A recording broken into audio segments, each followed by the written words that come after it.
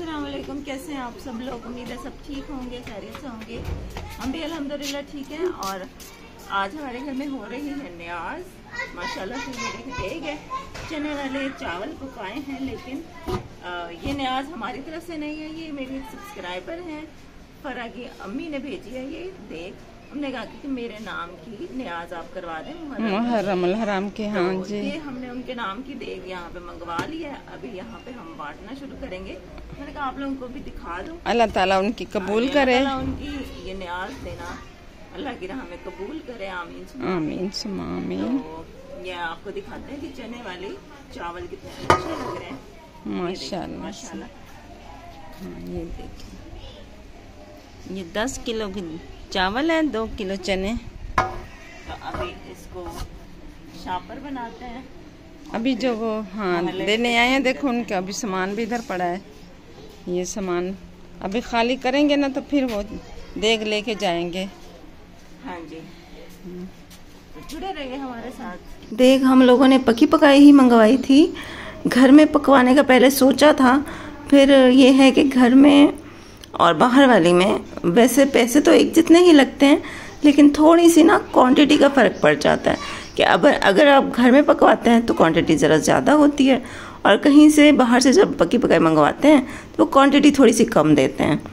तो ये बस एक फ़र्क होता है। मैंने कहा था मामू को कि मामू आप पता कीजिएगा कि मतलब पकी हुई कितने की मिलती है और उसमें कितने चावल होंगे, और अगर हम घर पकवाएं तो उसका क्या हिसाब किताब होगा। तो मामू ने बात की चाचा से। ये मेरे चाचा हैं जो कि यहाँ पे शॉप पर खोल के चावल डलवा रहे हैं। ये है मेरे चाचा।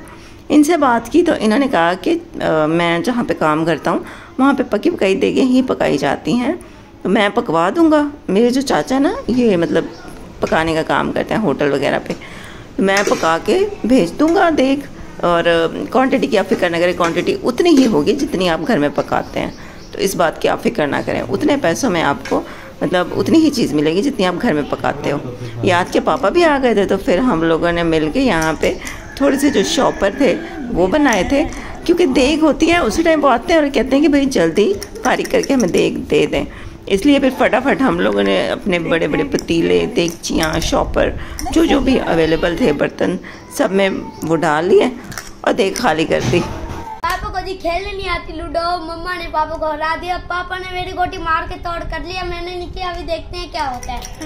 मेरे साथ दुश्मनी लगाई हुई है पापा ने। मेरे साथ दुश्मनी लगाई हुई है पापा ने। बस दो यस, वो पिछले वाली ना पक्के लगती है। मुहर्रम के दिन थे तो हाथ के पापा को भी छुट्टियां थी, 3 छुट्टियां थी उनको। वो फिर आए थे तो पूरा दिन ही वो आज यहीं पे रहे थे। फिर अब्दुल्ला कब से कह रहे थे कि पापा मैंने आपके साथ लूडो खेलनी है, तो बस आज उसको मौका मिल गया था। वो उनके साथ थोड़ा लूडो शुडो खेला। चावल हम लोगों ने बांट लिए थे खैर खैरियत से, और अल्लाह पाक उनका दिया हुआ कबूल करे जिन्होंने ये न्याज दिलवाई थी। और हमने जो अपनी न्याज करनी है ना वो फिर इंशाल्लाह 10 मुहर्रम के वाले दिन ही करेंगे। अच्छा, यहाँ पे ये दूसरा दिन हो गया था और बादल आज हैं तो सही, लेकिन थोड़े थोड़े हैं। मौसम गर्मियाँ हैं, मतलब बादल होते हैं लेकिन हबस वाला मौसम हो जाता है। ठंडे वाले बादल नहीं होते, गर्म वाले बादल होते हैं। बड़े मामू को हमने बोला था कि अब्बू की कब्र पे जाके तो वो लिपाई करवा दें, तो पैसे दिए थे मामू को, वो अब्बू की कब्र पे जाके ना लिपाई करवा आए हैं। अब मैं नहीं गई क्योंकि कहते हैं कि ख़वातीन का जाना जो है ना वो सही नहीं है।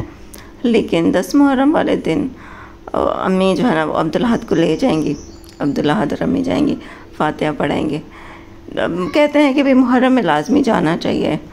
अब यह है कि बेटे होते हैं वो तो लाजमी जाते ही जाते हैं, लेकिन जिनकी औलाद बेटी हो तो वो फिर सोचना पड़ता है कि बेटी का पता नहीं जाना सही है कि पता नहीं सही नहीं है। शुमाइला आज दूसरे दिन बना रही थी घर के लिए न्याज। उसने आज अपने घर पे न्याज पकाई थी मुहर्रम की, और कुरान पाक का ख़त्म भी करवाया था। तो वो हमारे घर में पका रही थी अपने चावल। और यहाँ पे फुप्पो आई थी, बड़ी फुप्पो मेरी जो बड़ी मामी हैं वो आई थी, और हम लोगों ने सोचा कि हम लोग ना थोड़ी सी चूरी बना कर वो बांटते हैं। तो जो मोतीचूर के लड्डू आप लोगों ने सुने हुए होंगे, तो ये वो वाली चूरी बन रही है। इसमें ऐसा होता है कि आटा पहले होता है चक्की का, गंदम का, जो एक तो वाइट आटा होता है ना फाइन, वो नहीं, जो चक्की का जो होता है, जो असली गंदम का देसी आटा जो होता है वो वाला लेना होता है और उसमें डाला जाता है घी और इस तरह से घी को फिर मिक्स किया जाता है अच्छी तरह से। अच्छा, पहले मैंने सोचा कि नहीं पकाते, बड़ी मेहनत है, फिर मेरा तो बस का काम नहीं है क्योंकि इसमें बहुत मेहनत लगती है। इसमें वो जो कुंडी डंडा बड़ा सारा होता है ना, उसको क्या बोलते हैं, सराइके में तो उसको बोलते हैं दौरा मोला। तो ये बड़े भारी होते हैं और इन पे चूरी बनाना अच्छा खासा ज़ोर का काम है। तो मेरे बस का तो बिल्कुल भी नहीं है और अम्मी के बस का भी नहीं है। तो वैसे हम लोग बैठे थे, बात कर रहे थे कि दिल कर रहा है चूरी बनाएं, लेकिन इतनी हिम्मत ही नहीं होती। तो फूफो ने कहा कि नहीं मैं बना दूँगी, आपके घर आएंगे ना तो मैं बना दूँगी, सौदे वौदे यहीं पे ले देंगे हम, मतलब ले लेंगे तो पका लेंगे। मैंने कहा चले फिर ठीक है। फिर यहाँ पे आ गए थे फूफो और मामू, हम लोगों ने फिर उनको ना जो जो चीज़ें ज़रूरत थी वो मंगवा दी और इस तरह से आज हमारे घर में बन रही है चूरी। अब्दुल्ला अहद ने खाई थी कुछ दिन पहले, फूफो ने अपने घर में बनाई थी, इसको बड़ी पसंद आई थी। कहता है मम्मा चूरी मुझे खानी है, मुझे और चूरी खानी है। तो हमने कहा चलो ऐसा करते हैं कि थोड़ी बांट भी देंगे और अब्दुल्ला अहद भी थोड़ी खा लेगा। अच्छा, इसमें यह होता है कि देखें कितनी मोटी मोटी रोटियां बनाई जाती हैं इस तरह से, और अब इसको फूफो भेजेंगी तंदूर पे। इतनी मोटी मोटी रोटी बनाई जाती है ताकि फिर इसको जब वो किया जाएगा ना, पीसा जाएगा, तो फिर ये अच्छी तरह से पीसी जाती हैं। तंदूर पे ये रोटी लगनी होती है, वो ज़्यादा मज़े की लगती है। वैसे तो कुछ लोग तवे पे भी पकाते हैं, लेकिन जो असली इसका वो जायका आता है ना, वो तंदूर पे पकाने के बाद आता है। तो हमारे घर में तो खैर तंदूर है नहीं। तो ये रोटियां इस तरह से बड़ी कर के ना थाल में डाल के मामू को दी थी। मामू जाके जो तंदूर होते हैं जो गलियों दुकानों में, वहाँ पे जाके मामू एक तंदूर वाले से ये रोटियां लगवा आए थे और फिर हम लोगों ने चूरी बनाई थी। जहाँ मामू की दुकान है ना, वहीं करीबी तंदूर है, तो वो मामू को जानने वाला है। मामू ले गए थे, कहते हैं मैं उस तंदूर से ये रोटियां लगवा के आता हूँ। तो मामू चले गए थे उधर और शुमाइला के चावल जो हैं वो भी रेडी हो गए थे। तो हम लोगों के हिस्सा वो दे गई थी। अम्मी गई थी शुमाइला के घर, लेकिन मैं नहीं जा सकी क्योंकि आज मेरे दांत में इतना कोई शदीद किस्म का दर्द था। कल से ही मुझे दर्द है, कल भी मैंने मेडिसिन खाई, फिर सुबह उठी हूँ, वक्ती थोड़ा बहुत आराम था लेकिन सही तरह आराम नहीं था। फिर मैंने सुबह को मेडिसिन खाई और फिर मुझे नींद आ गई, मैं सो गई। तो जब मैं उठी तो अजीब तबीयत बोझल सी हो रही थी। तो शुमाइला ने कहा है कि आप लोग आ जाएं हमारे घर। मैंने कहा अच्छा मैं आती हूँ, थोड़ी फ्रेश हो जाऊँ। लेकिन फिर ये है कि थोड़ी देर बाद ही पता चला कि जी ख़त्म पूरा हो गया माशाल्लाह से। तो फिर मैंने कहा चलो कोई बात नहीं, अब मैं नहीं गई, मेरा जाना अब तक कोई फ़ायदा नहीं है, कुरान पाक तो पढ़ लिया गया है। तो फिर मैं नहीं गई थी, अम्मी जाके हो आई थी शुमाइला के घर। अब यहाँ पे रोटियाँ मामू लगवा के आ गए थे, चूरी बनानी इन्होंने शुरू कर दी थी। अब ये देखें ये मामू कितना ज़ोरदार ये होता है, ये जो मामू पकड़ के वो कर रहे हैं ना, इसको क्या बोलते हैं, दौरा। हाँ, तो इसको इस तरह से उठा के मारना बड़े मेहनत तलब काम है, बड़े ज़ोर वाले बंदे का हाथ मतलब काम है बहुत। कोई यंग माशाल्लाह से कोई लड़की हो, ज़ोर जिसके पास हो, ताकत हो, वो ये काम करे, या फिर मर्द हजरात ये काम कर सकते हैं। इस तरह से ये देखें ये पीसी जाती है और इस तरह फूफो उसको ट्रे में डाल के, तो जो बिल्कुल बारीक बारीक हो गई है ना उसको अलग कर देते हैं, और जो थोड़ी मोटी मोटी रह गई है उसको दोबारा पीसने के लिए वापस उसमें डाल देते हैं। ये छोटे मामू की बहू आई हुई है तो वो भी साथ में मदद करवा रही है। छोटे मामू और ये आज नहीं आए हुए क्योंकि वो अपनी छोटी बेटी के घर गए हुए थे। तो यहाँ पे देखें ये इस तरह से करते हैं ना, तो बिल्कुल जो बारीक बारीक होती है ना वो निकल आती है। पप्पा ने नीचे रोटी वाला रुमाल बिछा दिया था कि जो बारीक बारीक निकलेगी ना वो इसमें मतलब डालते जाएंगे, और जो थोड़ी मोटी मोटी होगी उसको वापस उसी में डालेंगे ताकि वो दोबारा से पीस के बारीक बारीक की जा सके।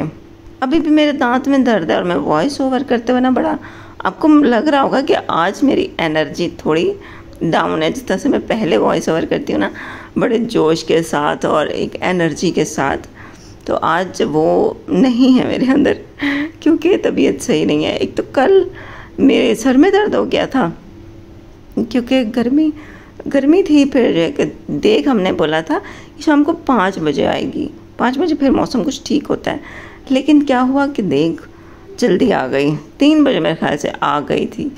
तो वो धूप थी उस टाइम, गर्मी थी, उसमें फिर टेंशन कि जल्दी करो, ये भरो वो भरो, फिर बांटना इधर उधर, घर में भी थोड़ा रश हो गया। तो गर्मी की वजह से ना सर में दर्द हो गया। तो एक तो सर में दर्द था, फिर शाम को यह है कि दांत में दर्द शुरू हो गया, तो पूरी तबीयत ही हिल गई है मेरी। अच्छा जी, चूरी जो है ना वो बहुत बारीक बारीक सी कर ली थी। अब इसको डाल दी है एक पतीले में, बड़े पतीले में, और उसके ऊपर डाल दी है चीनी, और दूसरी साइड चूल्हे पे घी रख दिया था गरम होने के लिए। और ये जो चूरी बन रही है ना, अब इस जगह पर आप लोग चाहें तो इसमें ड्राई फ्रूट डाल सकते हैं, जो आप अफोर्ड कर सकते हो, जो आपका दिल करता हो, जो आपको अच्छे लगते हो, वो ड्राई फ्रूट इसमें बारीक बारीक छोटे छोटे चॉप करके इसमें डाल देना, तो बहुत मज़े की चूरी लगती है। खैर हम लोगों ने कुछ भी नहीं डाला, हम लोगों ने सिर्फ वो डाली थी इलायची का पाउडर डाला था बस। चैनल को अगर अभी तक सब्सक्राइब नहीं किया तो प्लीज़ चैनल को सब्सक्राइब कर लिया करें। आप लोग वीडियो देखते हैं लेकिन सब्सक्राइब नहीं करते, तो प्लीज़ सब्सक्राइब कर दिया करें। और अगर आप लोगों ने सब्सक्राइब किया हुआ है तो आपका फ़र्ज़ बनता है कि मेरी वीडियो को आगे 10 लोगों में शेयर करें, ताकि उन 10 में से कोई 1-2 तो बंदा कर ही देगा सब्सक्राइब, है ना। आप बोलेंगे तो शायद 10 के 10 ही कर दें। तो आप लोगों ने ज़रूर शेयर करनी है मेरी वीडियो को। दांतों का मेरा बड़ा बुरा हाल हुआ है, रोटी खाना ही आजकल मुश्किल हो गया है, इतना दांत में दर्द रहता है। तो एक मेरे जानने वाले हैं, उनसे पूछा है, बात हो चुकी है, बस ये मुहर्रम के दिन गुजर जाए ना, ये जो अभी 3 दिन खड़े हैं, 2-3 दिन, तो उसके बाद मैं जाऊंगी डॉक्टर के पास, और जो भी दांतों का ट्रीटमेंट है ना वो ज़रूर करवाऊंगी, रूट कैनाल करवा लूँगी। और जो अगर जो बिल्कुल ही डैमेज हो चुका है, जो कि सिर्फ दर्द ही दे रहा है, तो उसको तो मैं कहूँगी कि भाई निकाल ही दो। बस बहुत अज़ियत होती है जब बंदे के दांत में दर्द होना है, बंदा ना कुछ खा सकता है, खाने को तो चलो छोड़ो, खाने की इतनी टेंशन नहीं होती है, वो तो बंदा चलो कुछ ना कुछ खा ही लेता है नरम ग़िज़ा, लेकिन जो दर्द होता है ना, जो तकलीफ़ होती है, वो बड़ी जानलेवा होती है। मतलब पूरा आपका मूड, आपकी तबीयत सब ख़राब हो जाता है, और बंदा बड़ा बेचैन हो जाता है, बहुत तकलीफ़ होती है। अच्छा, घी इतना कोई गर्म हो गया था, ये देखें, ओए होए, जब डाला था ना इस तरह से उबल रहा था, कुछ ज़्यादा ही गर्म हो गया था। आप लोग इतना गर्म मत कीजिएगा, बिल्कुल मत कीजिएगा। इस घी को गर्म इसलिए किया जाता है क्योंकि घी जब हम चूरी में डालते हैं तो घी में कच्चापन महसूस ना हो, तो घी को थोड़ा सा पहले उबाल लेते हैं। इतना भी नहीं उबालते जितना आज हमारा उबल गया था, ये हमारा कुछ ज़्यादा ही उबल गया था। आप लोग इतना बिल्कुल भी मत कीजिएगा, बहुत ख़तरनाक होता है ये। अच्छा, इसको इतना घी हमने डालना है कि मतलब बहुत ज़्यादा नहीं डालना कि ये लड्डू ही बन जाए। हमने इसको जैसे चावल कहते हैं ना खिले खिले बनते हैं, तो चूरी भी हमें खिली खिली बनानी है। इस तरह से नहीं बनानी कि वो लड्डू बन जाएँ और गिल्टियाँ बन जाएँ, वैसा नहीं करना। अगर हम ज़्यादा घी डाल देंगे तो ये गिल्टियाँ बन जाएंगी। तो घी आपने बहुत एहतियात से डालना है, थोड़ा थोड़ा डाल लें, पहले देख लें कि कितना ज़रूरत है उसमें। हाँ, अगर फिर ज़रूरत हो दोबारा तो वो डाल लें। अच्छा, इसमें से फिर चूरी जो हमने बनाई थी ना, उसमें से हमने थोड़े से लड्डू बनाए थे, मोतीचूर के लड्डू। ये देखेंगे, ये होते हैं असली मोतीचूर के लड्डू। और हमने जो घी डाला है ना, हमने तो सुल्तान घी डाला है, तो जो ज़्यादा अफोर्ड कर सकते हैं वो इसमें देसी घी भी डालते हैं। और ये बड़े ताकत मतलब होती है, कहते हैं कि इसमें इस तरह की चूरी बनाकर या इस तरह के लड्डू बनाकर अगर बच्चों को खिलाए जाएँ तो बहुत अच्छे होते हैं। और जिनके अभी बच्चे हुए हैं उनके लिए भी ये बहुत अच्छे हैं।